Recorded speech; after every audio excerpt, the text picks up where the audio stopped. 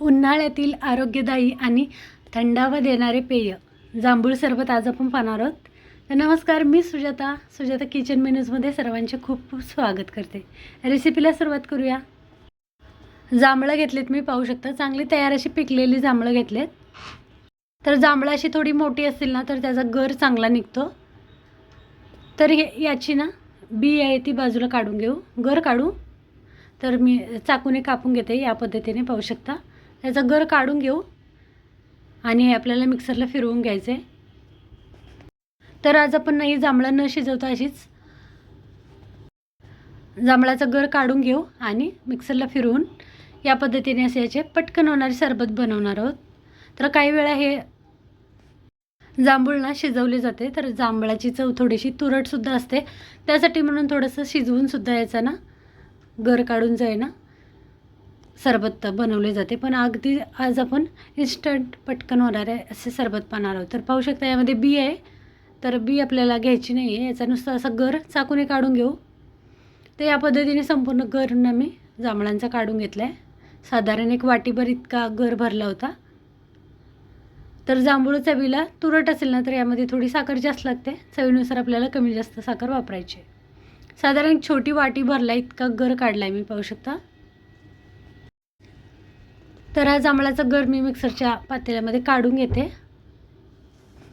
यामध्ये थोडीशी साखर घालू आणि मिक्सरला फिरवून घेऊ, थोडंसं पाणीसुद्धा घालून. यामध्ये एक चमचाभर साखर घातली. त्यामध्ये आपण मीठ वगैरे मसाले घालणार आहोत तर नंतर घालू.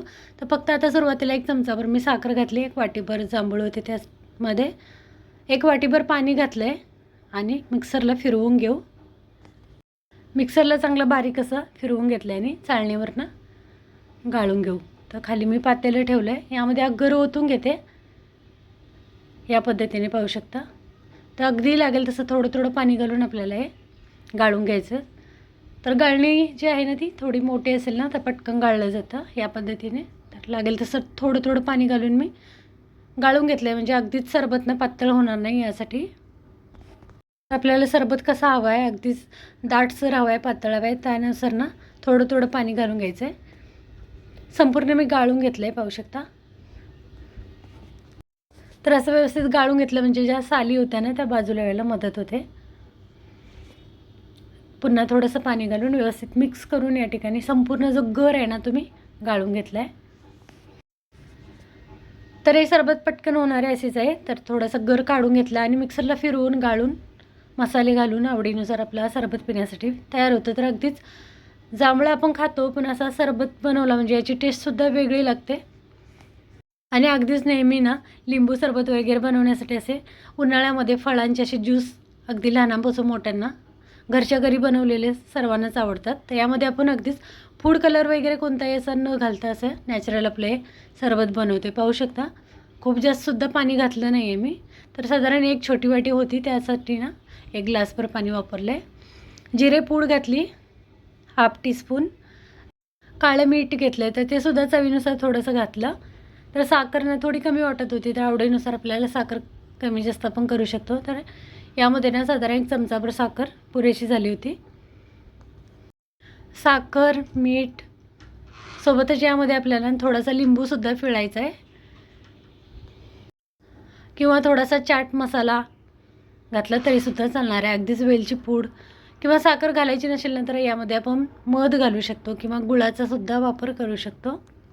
तर यामध्ये आपण साखर घातली, मीठ घातलं आहे, सोबतच जिरे पूडसुद्धा घातली. व्यवस्थित मिक्स केलं आहे आणि ग्लासमध्ये काढून घेते, पाहू शकता.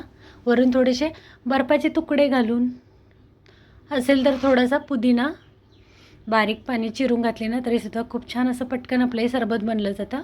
यामध्ये असेल तर लिंबू ना थोडासा नक्की वापरायचं आहे. आणि या ठिकाणी आपले इन्स्टंट असं आहे जांभूळ सरबत बनवून तयार झाले. तर चवीलासुद्धाच अगदी मस्त असे जांभूळ सरबत बनले होते, तुम्हीसुद्धा नक्की तयार करा. तर हे सरबत ना अगदीच दिसायला जितके सुंदर आहे ना तितकेच चवीला आणि आरोग्याला सुद्धा अगदी उत्तम, पचनासाठी उन्हाळ्यामध्ये मधुमेह नियंत्रित ठेवण्यासाठी सुद्धा ना जांभूळ सरबत पिला जातो. व्हिडिओ आवडला तर लाईक करून चॅनलला सबस्क्राईब करा. पुन्हा भेटूया. धन्यवाद.